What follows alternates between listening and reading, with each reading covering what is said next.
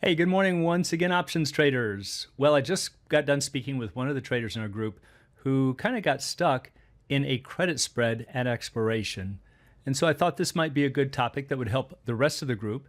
And so the idea is for credit spreads at expiration, where is the danger zone? Well, let's go find out. And as always, before we do, please be sure to click like and subscribe. Definitely very much appreciated and always helps to promote the channel. So let's start off with a debit spread. Let's say that you're long the $100 call and you're short the 105.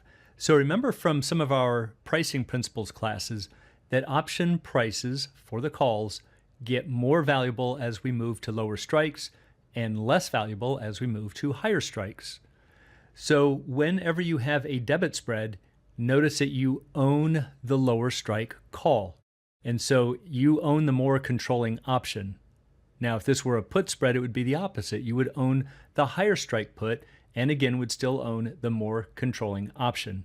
So let's take a look at these three zones. We're going to look at what happens if the stock closes somewhere here below this first strike, if it closes above this second strike here in this flat zone, or if it closes in between. So for our debit spread with calls, let's say that the stock closes somewhere in here up to and really even including this strike. No harm done, so they all go out worthless. You just take the maximum loss. So if the stock closes somewhere here below your long strike, there's really nothing to worry about. Now, on the other hand, what would happen if the stock closed somewhere above this second strike? In this example, above 105.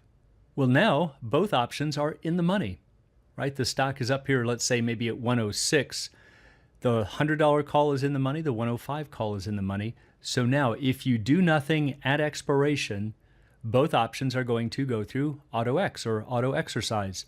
You will automatically buy 100 shares because you're long the 100, but you're also going to automatically sell 100 at 105. So what's going to happen if you buy shares and then turn right around and sell shares?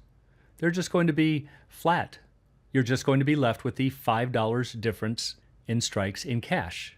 And that's because you received 105 per share, but you spent 100 per share. But once again, no real harm done. Now let's take a look at what happens if the stock closes somewhere between the strikes. So again, remember we're on the debit spread. What's going to happen? Well, if you do nothing at expiration, you're going to be long shares.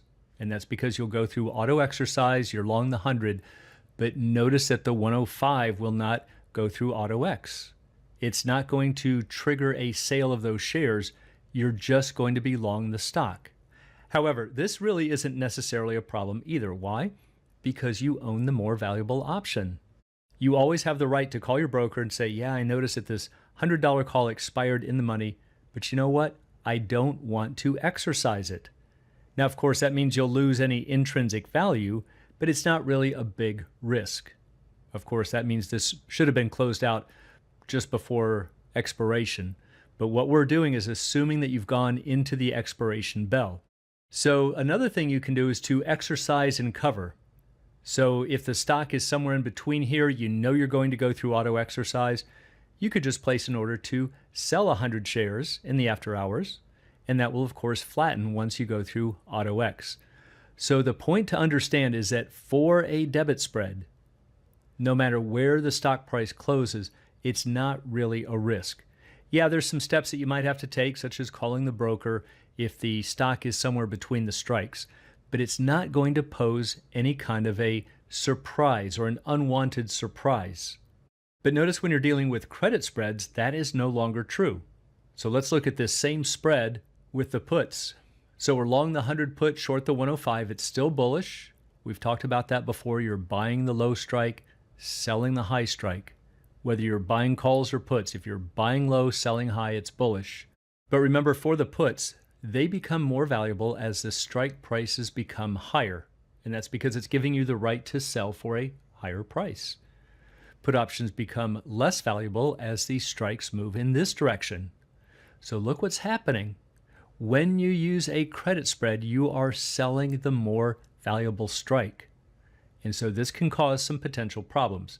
So let's run through these three zones again. Let's say that the stock closes somewhere above this short strike. In this case, both options expire worthless, no harm done.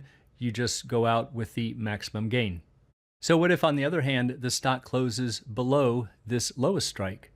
Well, now what's going to happen is that both options are in the money. And as before, you'll just go through Auto X because you're going to buy shares from this strike, right? The 105 put's in the money. It's a short position. So that's going to require that you buy the shares. But because this long 100 put is also in the money, you're just going to sell the shares. So those shares, again, just clear out on their own. You're going to be long 100, short 100, nothing to worry about. It just clears out, and in that case, you would just be left with your maximum loss. But notice the difference here. What if the stock closes between the strikes at expiration and you let this spread go into the closing bell? Well, now what can happen is that if you get assigned, which you most likely will, you're going to be long shares, but you don't have that $100 put to protect you. It's expired. Monday morning, you're just going to be long shares. And unlike when you were long the more valuable option with the debit spread, you can't block an assignment. You can't call the broker and say, hey, I know my short put's in the money, but I don't want to get assigned. That is up to the long put buyer to exercise. And if the put buyer exercises, only then do you get assigned. Now, you might also think, what about exercise and cover? If I know that I'm going to be buying 100 shares on Monday morning, why can't I sell them in the after hours on Friday? Well, I can, but I'm still not 100% certain I'm going to be buying the shares. And so now that might leave me with a short position on Monday morning, only to watch the stock gap up. So the thing to understand is that for your vertical spreads, if they're both out of the money, both options, or if they're both in the money, it's not going to be a problem. It's only when you're between the strikes and only for the credit spreads where it becomes a potential problem. And that's why you need to make sure that these are closed out prior to the closing bell on expiration day. So remember, for vertical spreads, debit spreads aren't at risk of a surprise long or short shares at expiration. And that's because you control the more valuable option. The credit spreads do create a risk if the stock closes between the strikes at expiration. And this is exactly why you need to make sure these are closed out in the open market before those options go into the closing bell. And for anyone who'd like to learn more about the art and science of options trading, please check out the Alpha Trader course, Strategy Lab, and a technical analysis course. It's all at optionsatoz.com. Also, please join us on the YouTube channel, Options A to Z's Facebook trading group, where you can find all of the archives from the videos in our trading group. And you'll find a link in the description below.